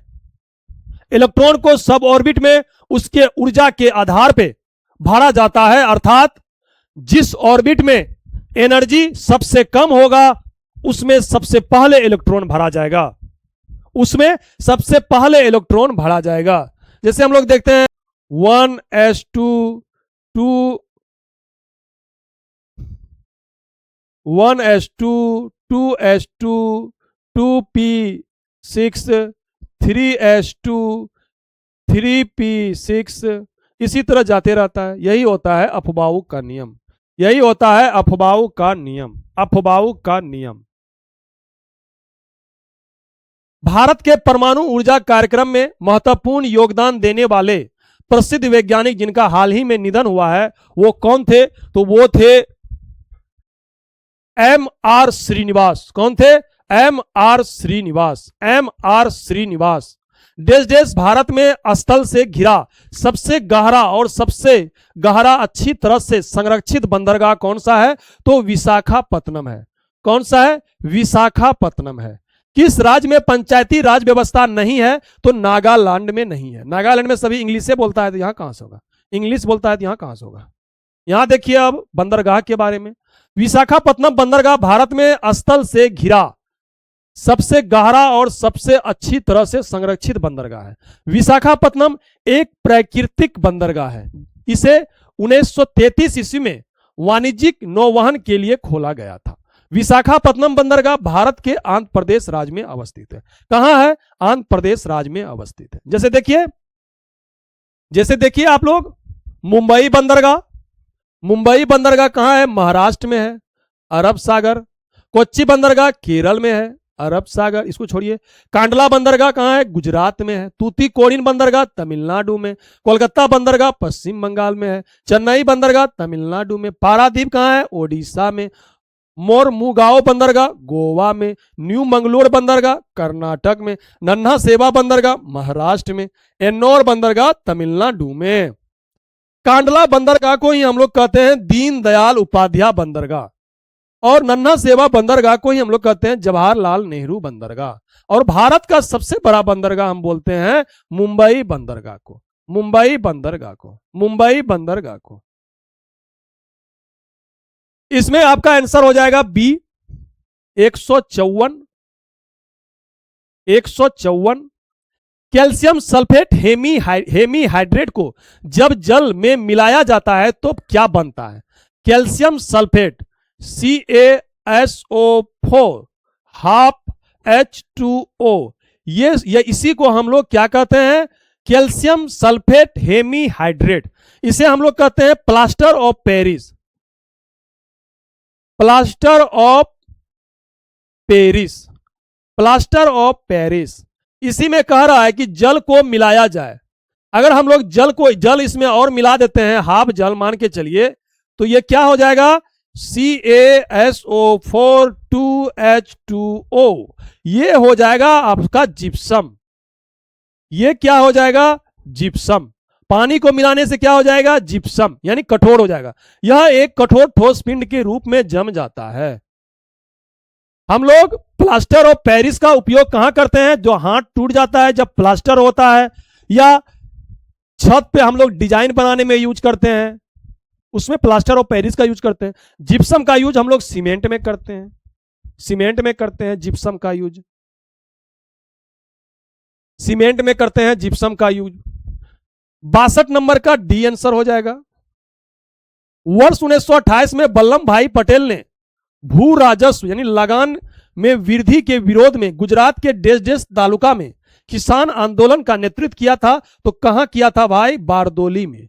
कहां किया था? बारदोली में। बारदोली की महिला ने ही इसे सरदार वल्लभ भाई पटेल को सरदार की उपाधि दिया था। बारदोली की महिला ने ही।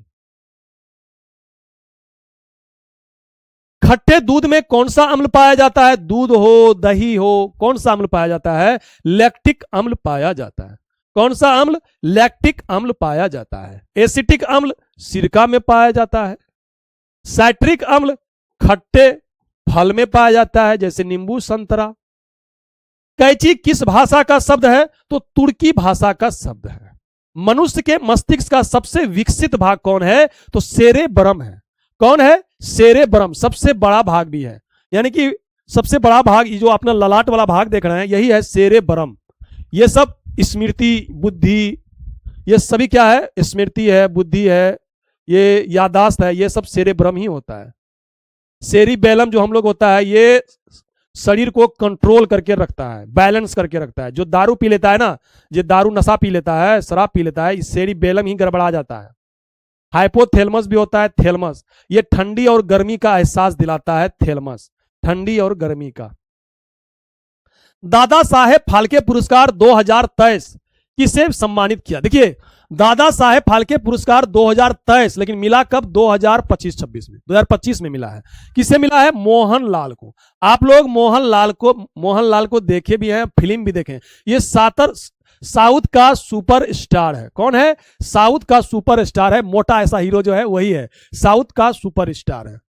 दादा साहेब फाल्के पुरस्कार, दादा साहेब, अगर हम लोग देखें दादा साहेब फाल्के पुरस्कार, इसका स्थापना कब हुआ था? तो 1969 में। कब हुआ था? 1969 में।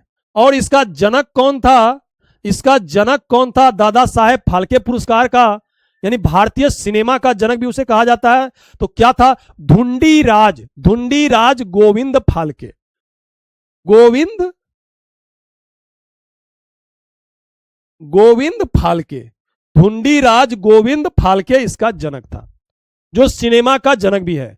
ये धुंडीराज गोविंद फाल्के जो है, 1913 में जो फिल्म बना था राजा हरिश्चंद्र, उनका निर्देशक यही किया था, उसका निर्देशन यही किया था। अब बोले आपको कि दादा साहेब फाल्के पुरस्कार में कितना रुपया यानी राशि दिया जाता है, तो 15 लाख दिया जाता है। 15 लाख दिया जाता है। कितना दिया जाता है? 15 लाख दिया जाता है। और कौन सा मंत्रालय इसका घोषणा करता है? तो सूचना एवं प्रसारण मंत्रालय द्वारा। सूचना एवं प्रसारण मंत्रालय द्वारा। और यह सम्मान कौन देता है? तो राष्ट्रपति देता है। यह राष्ट्रपति सम्मान देता है। कौन देता है? राष्ट्रपति सम्मान देता है। राष्ट्रपति सम्मान देता है। प्रथम व्यक्ति जिसे दादा साहेब फाल्के पुरस्कार मिला था तो देविका रानी। देविका रानी। किसे? देविका रानी को। किसे मिला था? देविका रानी को मिला था। कब मिला था भाई? 1969 में। कब मिला था? 1969 में। इतना आपको याद रखना है। इतना आपको याद रखना है। भारत में पुर्तगाली संस्कृति का वास्तविक संस्थापक किसे माना जाता है? तो अल्बुकर को माना जाता है। किसे माना जाता है? अल्बुकर को माना जाता है। क्यों माना जाता है अल्बुकर को? क्योंकि 1510 ईस्वी में अल्बुकर ने बीजापुर के शासक यूसुफ आदिल शाह से गोवा को जीता था। यूसुफ आदिल शाह से गोवा को जीता था। गोवा को जीता था। एक है नानो डी कुन्ना, एक कहता है नानो डी कुन्ना। वो गोवा को क्या किया था? राजधानी बनाया था। राजधानी बनाया था। देखिए वही चीज है। यहां ऊपर प्लास्टर ऑफ पेरिस दिया था जिसमें पानी मिलाया था। यहां देखिए यही चीज है। जिप्सम का रासायनिक सूत्र पूछ दिया है। जस्ट अभी तुरंत हम आपको बताए हैं। तो क्या हो जाएगा? CaSO4, यहां 2 नहीं है। हाँ, CaSO4 2H2O, तो यही हो जाएगा। यही हो जाएगा। ओके, यही हो जाएगा। 70 नंबर का आंसर क्या हो जाएगा? ए हो जाएगा। क्या हो जाएगा? ए हो जाएगा। सेल्सियस स्केल पर मानव शरीर का तापमान कितना होता है? तो 37 सेंटीग्रेड। कितना होता है? 37 सेंटीग्रेड। फारेनहाइट में देखें तो 98.6 फारेनहाइट। केल्विन में देखें तो 310 केल्विन होता है। तो 37 है यानी 36.9, तो यही होगा। बिहार की निम्नलिखित हस्तियों में से किसे मरणोपरांत पद्म श्री पुरस्कार 2026 मिला? तो श्री विश्व बंधु को। श्री विश्व बंधु को।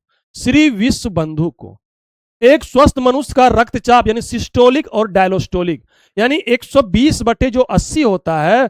ऊपर वाला को हम लोग कहते हैं सिस्टोलिक और नीचे वाला को कहते हैं डायस्टोलिक। कितना होता है? 120/80। 120/80। निम्नलिखित में से किस बौद्ध ग्रंथ में 16 महाजनपद का उल्लेख है? यह भी हम आपको बता दिए हैं। अंगुत्तर निकाय में। अंगुत्तर निकाय में यह बौद्ध ग्रंथ में है। अगर आपको जैन ग्रंथ पूछे तो भगवती सूत्र में। भगवती सूत्र में। भगवती सूत्र में। किसी परमाणु के नाभिक का आइसोटोप वह नाभिक है जिसमें, देखिए आइसोटोप होता है, एक आइसोबार होता है। आइसोबार में क्या होता है? द्रव्यमान समान रहता है जबकि परमाणु भार अलग अलग रहता है। लेकिन आइसोटोप में क्या होता है? इसमें परमाणु समान रहेगा लेकिन द्रव्यमान भिन्न भिन्न रहेगा। तो देखिए इसमें आंसर खोजिए। प्रोटॉन की संख्या वही होती है परंतु न्यूट्रॉन की संख्या भिन्न भिन्न। सही बात है। प्रोटॉन की संख्या हमेशा वही रहेगा लेकिन न्यूट्रॉन की संख्या भिन्न भिन्न होता है। जैसे द्रव्यमान संख्या भिन्न होगा उसी अनुसार से तुरंत न्यूट्रॉन की संख्या भिन्न हो जाएगा। कैसे? देखिए, मान के चलिए यहां पे हम लोग लिखते हैं परमाणु संख्या। परमाणु संख्या मान लेते हैं हम कार्बन का 6 मान लेते हैं। ऊपर दे देते हैं हम 14 मान लेते हैं कार्बन। यह हुआ द्रव्यमान संख्या, यह हुआ परमाणु संख्या। इन दोनों को जब घटाएंगे तो आ जाएगा न्यूट्रॉन की संख्या। न्यूट्रॉन की संख्या। तो यही हो जाएगा बी नंबर आंसर। यहां दिया है न्यूट्रॉन की संख्या वही होती है प्रोटॉन की संख्या भिन्न भिन्न। नहीं, प्रोटॉन की संख्या समान रहना चाहिए। प्रोटॉन की संख्या ही बराबर परमाणु की संख्या होता है। देखिए ऊपर जो दिया गया था बिहार के बारे में, बिहार के स्वर्गीय विश्व बंधु कला के क्षेत्र में, इसे किस क्षेत्र में? कला के क्षेत्र में मरणोपरांत पद्मश्री सम्मान दिया गया है। श्रीमती शारदा सिन्हा जो गायक था, श्रीमती शारदा सिन्हा को मरणोपरांत पद्म विभूषण 2025 से सम्मानित किया गया।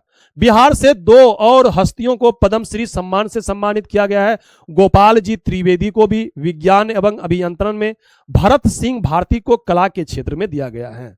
गणतंत्र दिवस 2026 के अवसर पर घोषित पद्म पुरस्कारों में 5 पद्म विभूषण और 13 पद्म भूषण और 113 पद्मश्री पुरस्कार शामिल है। इस पुरस्कार में 16 मरणोपरांत, 19 महिला और 6 विदेशी को दिया गया है।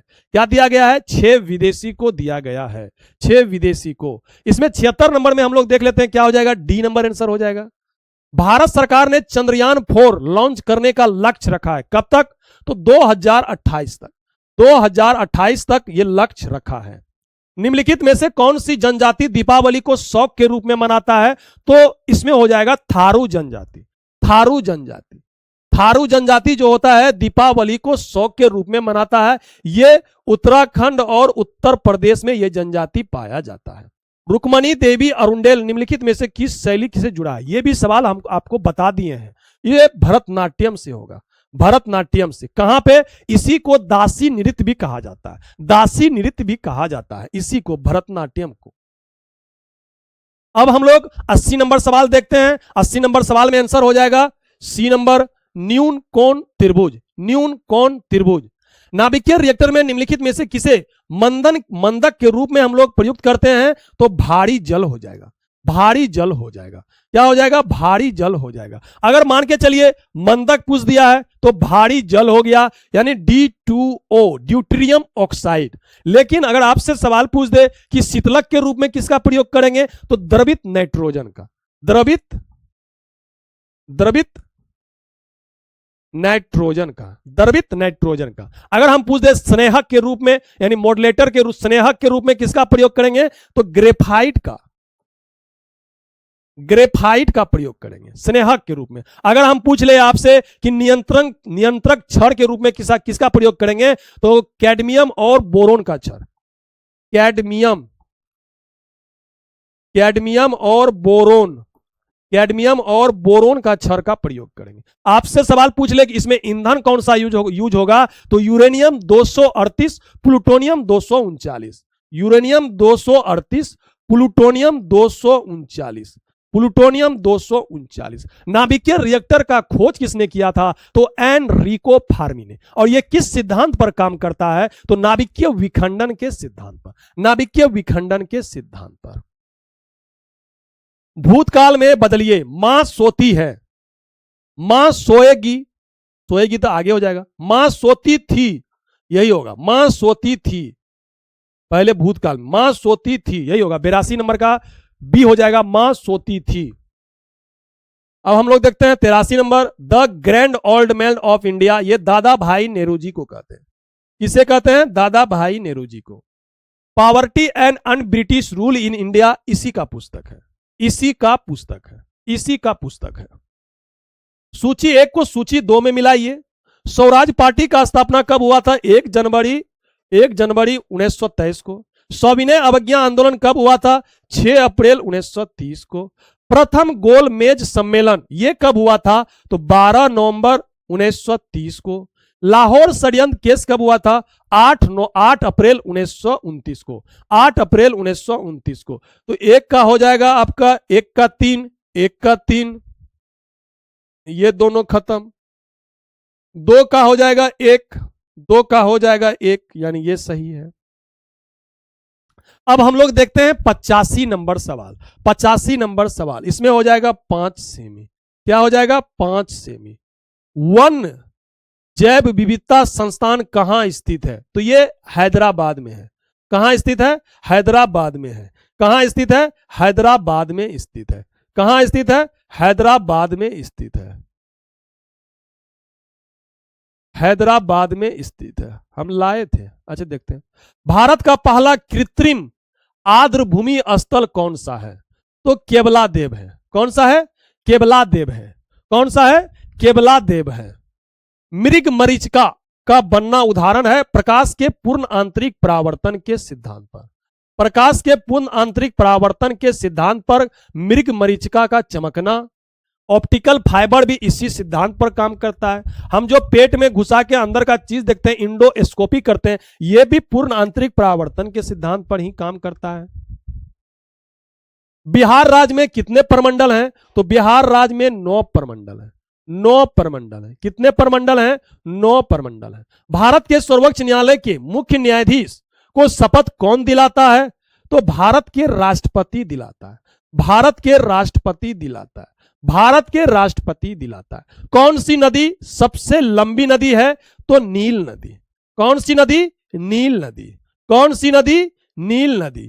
कौन सी नदी? नील नदी। यही है 9 प्रमंडल। यही है 9 प्रमंडल। यह है तिरहुत प्रमंडल। तिरहुत प्रमंडल। यह है दरभंगा प्रमंडल। और यह है कोसी प्रमंडल। यह है पूर्णिया प्रमंडल। यह है भागलपुर। यह है मुंगेर प्रमंडल। यह है मुंगेर प्रमंडल। यह है मगध प्रमंडल। यह है मगध प्रमंडल। और यह है पटना प्रमंडल।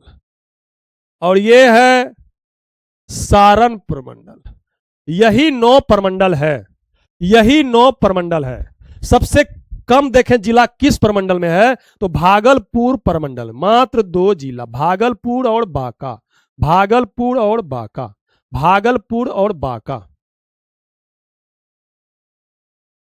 नील नदी देखिए कहां से निकलता है। नील नदी देखिए यहां पे विक्टोरिया झील है। विक्टोरिया झील से निकलता है व्हाइट नील। ये क्या है? ये है व्हाइट नील। ये है व्हाइट नील। एक है टाना झील, इथोपिया में पड़ता है। टाना झील से निकलता है ब्लू नील। टाना झील से निकलता है ब्लू नील।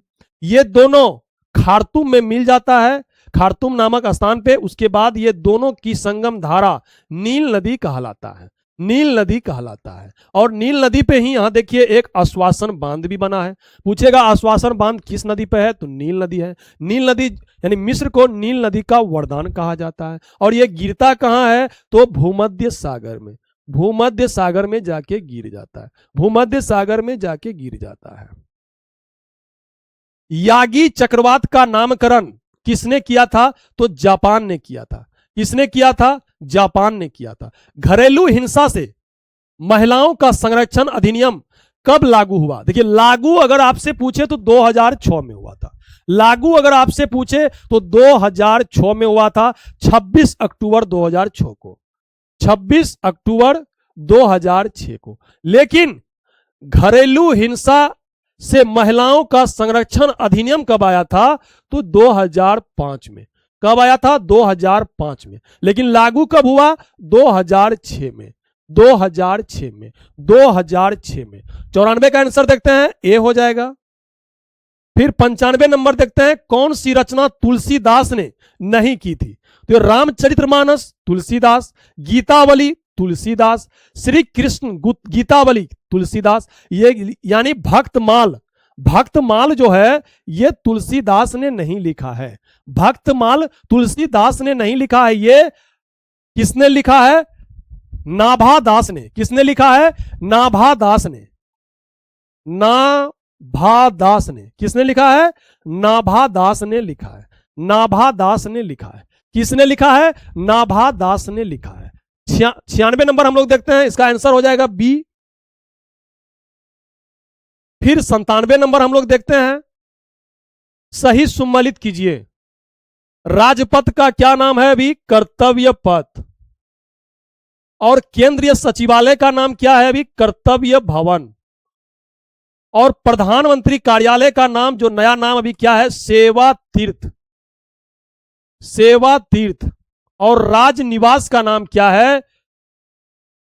लोक निवास। क्या है? लोक निवास। तो 1 का हो गया 3, 2 का हो गया 1, 3 सी का हो गया 4, यानी कि आंसर हो जाएगा बी। देखिए राजपथ का अभी नाम क्या है? राजपथ का नाम है कर्तव्य पथ। कर्तव्य पथ। और केंद्र सचिवालय का नाम है कर्तव्य भवन, प्रधानमंत्री कार्यालय का नाम है सेवा तीर्थ। सेवा तीर्थ, आगे प्रधानमंत्री सेवा कर रहा है देश का, सेवा तीर्थ। और राजनिवास का नाम क्या है? लोक निवास, लोक निवास। निर्वात ट्यूब का उपयोग किस पीढ़ी में हुआ था? किस पीढ़ी के कंप्यूटर में हुआ था? तो प्रथम पीढ़ी के कंप्यूटर में, प्रथम पीढ़ी के कंप्यूटर में। कौन सी रेखा भारत तथा चीन के बीच सीमा का निर्धारण करता है? भारत तथा चीन के बीच, तो इसका हो जाएगा मैकमोहन रेखा, मैकमोहन रेखा। देखिए मैकमोहन रेखा 1914 में दिया था, डुरंड रेखा 1893 में, शून्य परिचालन रेखा इसे जो है 1971 में, रेड क्लिफ रेखा जो है ना 17 अगस्त 1947 को। रेड क्लिफ रेखा जो होता है भारत और पाकिस्तान के बीच में है। कहां है? भारत और पाकिस्तान के बीच में। डुरंड रेखा पहले यह भारत पाकिस्तान के बीच में था, लेकिन जब पाकिस्तान का विभाजन हो गया तो उसके बाद अब ये पाकिस्तान और अफगानिस्तान के बीच में है। कहां है? पाकिस्तान और अफगानिस्तान के सीमा का निर्धारण करता है। मैकमोहन रेखा 1914 में, ये भारत और चीन के बीच, भारत में भी कहां? अरुणाचल प्रदेश और चीन के बीच सीमा बनाता है। अरुणाचल प्रदेश में यह खींचा गया रेखा है। शून्य परिचालन रेखा जिसे हम लोग जीरो लाइन भी कहते हैं, यह भारत और बांग्लादेश के बीच है, भारत और बांग्लादेश के बीच। कर्म कारक के लिए प्रयुक्त होने वाला चिन्ह कर्ता ने कर्म को, यानी डी आंसर हो जाएगा, कर्ता ने कर्म को, कर्ता ने कर्म को।